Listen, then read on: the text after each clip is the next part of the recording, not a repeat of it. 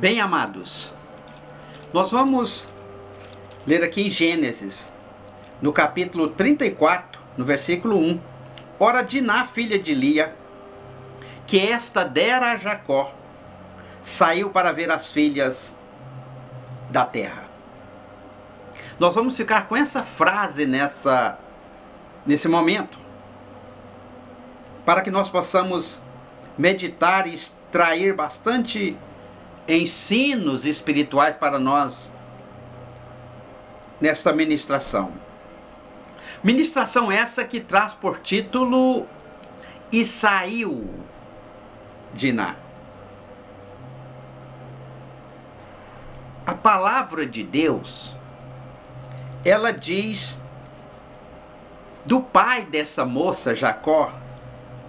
Ele tinha casa, a residência própria para morar. A Bíblia conta isso, que ele tinha uma casa e tinha espaço até mesmo para os animais. Uma casa na cidade. Mas ele morava debaixo de tendas. Ele deixou aquela casa ali em Sucote e foi morar no outro lugar e armou para si aquelas barracas, as tendas, onde as pessoas ficavam abrigadas ali. Agora, eu quero que você pense comigo, meu irmão e a minha irmã, como é importante nós meditarmos na postura dessa moça. Porque certamente isso vai trazer muitas dificuldades, vai gerar muitas coisas, até mesmo violência, por causa de uma postura inadequada. Uma moça que certamente ela sabia da casa que ela tinha na cidade, uma casa muito bem construída, mas que aquela casa estava lá. E que ela estava morando, na verdade, debaixo de uma tenda. E ela, não contente com esta condição, ela não satisfeita com esta condição mesmo de viver debaixo de uma barraca, ela saiu para ver as filhas da terra. Ela não estava contente com uma vida de peregrina. Ela não estava contente com as peregrinações da família, de seu pai e de toda a sua casa, os irmãos que estavam no campo trabalhando.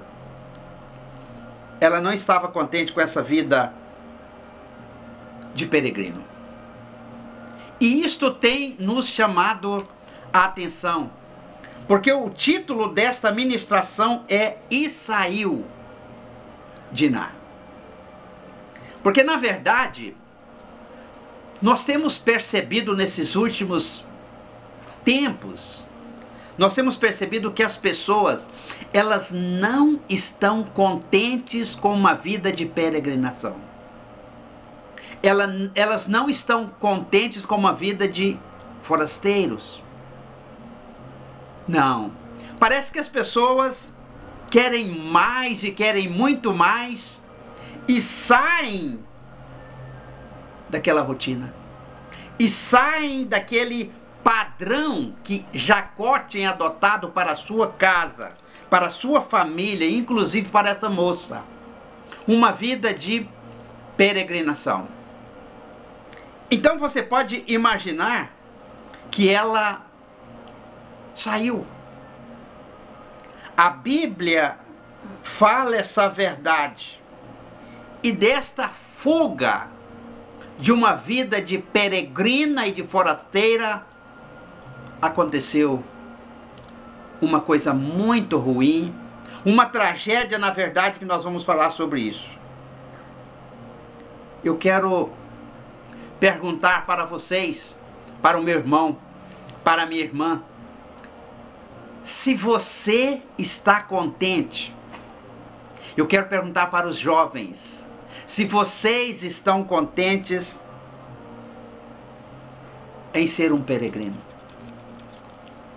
em ter uma vida de peregrinação, porque nós estamos aqui de passagem, forasteiros. Ou, se você concorda comigo que muita gente não está contente, muita gente não está contente com essa vida de peregrinos e de forasteiros. Parece que as pessoas querem sair dessa condição. Parece que as pessoas não mais contentam com essa vida de ser servo de Deus e ter uma vida quieta e tranquila, que é recomendado pela palavra de Deus. Paulo fala isso na sua carta ao pastor Timóteo, para que tenhamos uma vida quieta, sossegada e tranquila.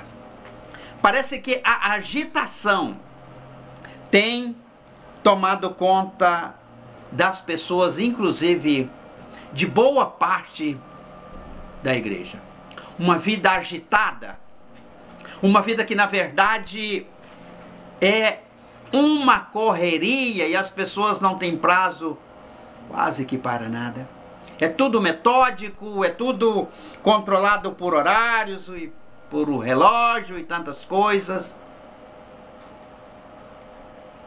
Eu estava meditando na palavra de Deus e eu fiquei imaginando o apóstolo Pedro. O apóstolo Pedro, ele escreve a sua carta, a segunda carta. Nós temos aqui na palavra de Deus, e ele diz uma coisa que encanta a todos nós. Amados, peço-vos como a peregrinos e forasteiros, que vos abstenhais das concupiscências da carne, as quais combatem contra a alma. Veja só, Pedro, o apóstolo, uma das colunas da igreja de Cristo, ele escrevia e fazia um pedido a um peregrino, a um forasteiro. E esta saída dessa moça da casa do pai e se expôs, porque ela foi ver as filhas da terra, exatamente como vivia as filhas da terra, as outras moças ali, como eram elas, como na verdade elas eram, e o look de cada uma delas, e as casas que elas viviam, e ela estava imaginando essas moças aqui nas casas e nós morando debaixo de uma tenda. Olha, parece que na verdade as pessoas não se contentam mais com esse modelo bíblico para nós, a igreja do Senhor Jesus. E a Bíblia diz que desta saída, desta fuga de uma vida de peregrinos e de forasteiros, aconteceu muitas coisas. Aquele rapaz a viu pela primeira vez, porque até então ele estava guardado ali na tenda do pai, junto com os irmãos. Mas ela se expõe, porque quando a pessoa sai de um contexto bíblico, de um padrão familiar, você fica exposto, você fica exposta a muitos perigos. E ela se expôs ao perigo, o moço viu ela, a cobiçou, certamente era uma jovem muito bonita, bela moça, e ele a cobiçou, e a Bíblia diz assim que ele tomou aquela moça, deitou com ela, que nós entendemos que foi na verdade a força, né, e a humilhou, diz assim a palavra de Deus. Os irmãos dela estavam no campo trabalhando. O pai ficou sabendo daquilo e se calou por um momento, porque ele sabia, como homem veterano e como chefe de família, um sacerdote, que aquilo poderia resultar no mal ali, num mal muito grande. Ele ficou calado com aquela coisa por enquanto, mas depois os irmãos ficaram sabendo daquilo que houve com a irmã deles, que tinha, na verdade, sido feita uma prostituta. E a Bíblia diz que ali começou toda, sabe, um plano engenhoso para que eles pudessem vingar. Vingar o que aconteceu, porque em Israel isso era uma coisa muito triste, uma coisa repudiável por todas as pessoas. Eles começaram a arquitetar um plano. Houve uma premeditação. Esse é um crime premeditado. Eles pensaram tudo antes e depois começaram a colocar aquele plano em execução, para ser executado da melhor forma possível, no sentido de passar ao fio da espada todos aqueles ali. E foi isso que aconteceu. Você conhece a história, circuncidaram eles com aquela trama deles ali, que era costume dos judeus, e aquela coisa, e depois nós vamos entrar as vossas filhas, e os vossos filhos as nossas filhas, enfim, fizeram um acordo ali, e aquelas pessoas estavam acreditando naquilo. Mas diz a palavra de Deus que na pior hora, no dia que aquilo estava mais dolorido e inflamado e sangrando, 2 dos irmãos, exatamente Simeão e Levi, eles entraram ali com as suas espadas inflamadas e passaram ao fio da espada todos aqueles homens daquele vilarejo. Toda aquela família, toda aquela aldeia ali foi dizimada, os homens.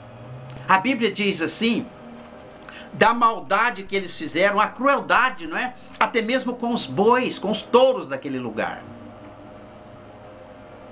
A palavra de Deus conta esta história muito triste e lamentável daqueles 2 filhos de Jacó. Agora pensa vocês uma coisa. Tudo isto porque alguém resolveu sair do padrão familiar, do padrão adotado por um homem que era peregrino, de um homem que era forasteiro, de um homem que habitava em tendas. Ele habitou em tendas com seu pai Isaque, com seu avô Abraão, como está na palavra de Deus. Eu quero dizer uma coisa para o meu irmão e para a minha irmã, onde vocês estiverem me ouvindo nesse momento. As coisas acontecem, um gesto displicente, avesso à normalidade daquela família. Ela saiu, foi uma fuga, como nós colocamos já. Mas um gesto desse pode gerar muito prejuízo. O tempo corre. Jacó vai ser um homem idoso, vai ser um homem velho. E naquele momento ali que ele estava abençoando, quando ele vai abençoar, ele começa exatamente pelo primogênito. Ele abençoa Rubens, como nós encontramos aqui na palavra de Deus, e depois ele vai abençoar a Simeão e a Levi. E certamente, irmão, irmã, o mais comum, normal, era que ele abençoasse Simeão, né? Aquele quinhão de bênção espiritual para esse jovem, e depois abençoasse Levi. Não, ele toma os 2 de uma só vez. Sai um pouco do normal, porque era normal abençoar filho por filho naquele momento tão importante ali. Mas ele reúne os 2, Simeão e Levi. São irmãos. As suas espadas são instrumentos de violência. No seu conselho não entre minha alma. Aleluia. A Bíblia diz assim: bem-aventurado o homem que não anda segundo o conselho dos ímpios. Diz assim aquele salmo das bem-aventuranças, o salmo de número 1. A Bíblia continua: no seu conselho não entre minha alma, com a sua congregação minha glória não se ajunte. Pois no seu furor mataram homens e na sua teima já retaram touros. Veja que trouxe a maldade e a crueldade até para os animais. Maldito seja o seu furor, pois era forte, e a sua ira, pois era dura. Eu os dividirei em Jacó e os espalharei em Israel. Veja o que nós estamos lendo aqui, ainda no livro de Gênesis, no capítulo 49, tudo por conta de uma fuga que uma pessoa de uma família, ela resolve, num ato impensado, ter uma fuga, sair daquilo que era um padrão já adotado pelo sacerdote dessa casa, pela família, pelos irmãos, e resulta em tudo isso. Bem, o tempo vai passar, a história vai correr, parece que já tinha ficado já definido a posição de Simeão e de Levi no tocante àquilo que eles poderiam receber no momento tão importante, quando o pai pedia para que eles se ajoelhassem diante dele e abençoava ali, naquela bênção muito importante que certamente direcionava a vida dessas pessoas num futuro esclarecedor, um futuro, na verdade, esclarecido e de felicidade. Mas a palavra de Deus diz assim, de um outro momento, agora vivido por Israel, porque nós vemos que ele diz que ia dividir eles em Israel, espalhar eles em Israel. Simeão e Levi ficariam divididos. Eu fico pensando, meu irmão e minha irmã, naquele momento ali, quando eles estavam fabricando um bezerro de ouro, não é verdade? A Bíblia conta isso.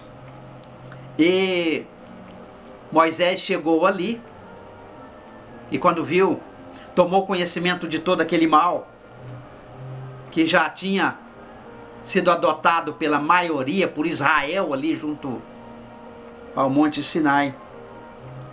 A Bíblia diz assim que Moisés tomou uma posição, ficou de pé ali, depois de consciente de tudo que estava acontecendo, e ele perguntou assim: quem é do Senhor? Quem ainda tem juízo nesta congregação? Passe para o lado do Senhor e que venha até a mim, disse assim Moisés. E a palavra de Deus nos conta que a tribo de Levi passou para o lado de Moisés, como que não tomando posse naquilo que tinha acontecido ali. Nós não participamos dessas coisas. E eles passaram para o lado de Moisés. Tinha 12 tribos, a única, a tribo de Levi. E nesse gesto, muito importante aos olhos de Deus, na verdade, é como se sendo redimidos de um passado de violência triste que marcou a vida desses dois jovens, Simeão e Levi. Eles passam para o lado de Moisés, a tribo de Levi. Então, naquele momento, Deus resolve separar uma tribo ministerial, escolher entre as 12 tribos uma tribo que iria exercer o ministério, a tribo dos levitas. E a Bíblia conta aqui no livro de Deuteronômio, nós temos aqui na palavra do Senhor, aqui pelo capítulo 10, a Bíblia conta assim: dali partiram para Gudgodá e de Gudgodá para Iotbatá, terra de ribeiros de água. Preste atenção nisso, Deuteronômio capítulo 10, versículo 7. Iotbatá, terra de ribeiros de águas. Nesse tempo, o Senhor separou a tribo de Levi para levar a arca da aliança do Senhor, para estar diante do Senhor, para servir e para abençoar em seu nome até o dia de hoje. é uma tribo que foi redimida. É a redenção de Levi. Não ter participado daquela questão da fabricação do bezerro de ouro e tributando a ele a saída do Egito. Nesse tempo, quando Deus foi separar um ministério espiritual em Israel, não poderia ser diferente, porque aqui está a inteligência de Deus.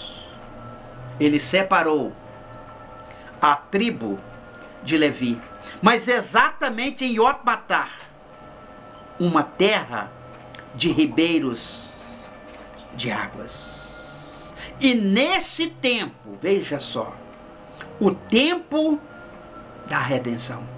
Nesse tempo, tempo que uma tribo foi redimida, nesse tempo o Senhor separou a tribo de Levi para levar a arca da aliança do Senhor. Isso é uma coisa maravilhosa. Amém, o transporte das coisas santas. Um condutor que leva sobre os ombros as coisas sagradas. Para levar a tribo de Levi, para levar a arca da aliança do Senhor. Para estar diante do Senhor. Para estar diante do Senhor. Para servir o Senhor. Para abençoar em seu nome até o dia de hoje. É o que nós temos lido aqui na palavra de Deus. Veja vocês uma coisa. Veja como que a história conta fatos para nós, que nós temos que pegar aqui no livro de Gênesis e depois adiantarmos para os outros livros da palavra de Deus, para que nós possamos entender. Meu irmão e minha irmã, o mal, o prejuízo que é a pessoa fugir, essas fugas, como a fuga de Diná ali naquele momento. O mal que trouxe. Porque tudo isto vai aparecer no momento da bênção. Quando Jacó foi abençoar, ele não esqueceu do pecado de Rubens, o primogênito, e ele não esqueceu do pecado de Simeão e de Levi. E eu quero dizer para você, meu irmão e minha irmã, é nessas fugas que o crente, que o homem de Deus, que a mulher de Deus, que elas cometem estas fugas. Parece que a priori não traz prejuízo, mas creia-me, no momento da bênção vai aparecer o estrago. No momento da bênção, Jacó lembrou daquilo que Simeão e Levi tinham praticado no passado, por conta de uma fuga de alguém que era da família, de alguém que era da casa, de alguém que estava debaixo do mesmo teto. Naquele momento apareceu o verdadeiro estrago. Eu quero pedir para o meu irmão, para a minha irmã, em nome do Senhor Jesus, para olhar essa mensagem e as outras também aqui, aleluias, as outras também no YouTube. Você vai entrar lá no canal Maná Celeste. Você vai ficar com esse pensamento na sua mente. Nessas fugas, o nome desta ministração, e saiu Diná. Nessas fugas, quando Deus for encontrar com você, ou melhor, quando você, o senhor, a senhora, o jovem que está me vendo, for encontrar com Cristo, é nesse momento que vai aparecer o prejuízo. O tamanho do prejuízo, porque foi no momento da bênção. É no momento da bênção que será avaliada a vida de um homem, de uma mulher, de um servo, de uma serva aqui na face da terra. E vai aparecer, na verdade, tudo o que a pessoa fez aqui. Porque o que plantar, diz assim um dos santos, é exatamente isso que você vai colher. Você pode ter mensagens como essa, estar ouvindo no YouTube, né? No canal Maná Celeste. E nós temos a Rádio Dorcas também, Rádio Dorcas Web. Você pode sintonizar lá, acessar, não é? No site oficial da Maná, www.ministeriop.com.br. Tem uma programação e essas mensagens. E normalmente eu estou ministrando ao vivo às 22 horas. Às 22 horas pela Rádio Dorcas, nesse site oficial da Maná. nós estamos ministrando a poderosa palavra de Deus. Palavras reveladas como essa aqui, que com certeza fará bem ao senhor, à senhora e toda a tua família. E fica o conselho, e fica esse cuidado nosso aqui da liderança da igreja. Cuidado com as fugas, porque no momento da bênção, certamente o estrago delas vão aparecer. Amém. Deus seja louvado.